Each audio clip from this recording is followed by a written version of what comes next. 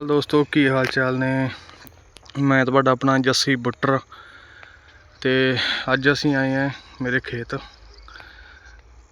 ਤਾਏ ਦੇ ਮੁੰਡਿਆਂ ਨੂੰ ਥੋੜਾ ਜਿਹਾ ਕੰਮ ਪੈ ਗਿਆ ਸੀ, ਉਹ ਰਿਸ਼ਤੇਦਾਰੀ ਚਲੇ ਗਏ ਤੇ ਅੱਜ ਮੇਰੀ ਉਹਨਾਂ ਨੇ ਡਿਊਟੀ ਲਾਤੀ ਨੀਰਾ ਵੱਢਣ ਤੇ। ਸੋ ਪਸ਼ੂਆਂ ਨੂੰ ਵੀ ਹਰਾ ਚਾਰਾ ਜ਼ਰੂਰੀ ਹੈ, ਸੋ ਉਹਨਾਂ ਦਾ ਜੋ ਕਿ ਹਰਾ ਹੈ ਉਹ ਸਾਹਮਣੇ ਵੱਢ ਕੇ ਸਿੱਟ ਦਿੱਤਾ ਹੈ।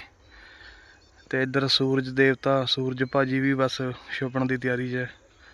ਸੋ ਜਾਣਾ ਇੱਕ ਦਿਨ ਸਾਰਿਆਂ ਨੇ ਹੈ, ਇੱਦਾਂ ਇਹ ਵੀ ਇੱਕ ਦਿਨ ਰੋਜ਼ ਚੜ੍ਹਦਾ ਹੈ, ਡੇਲੀ ਛਿਪਦਾ ਹੈ।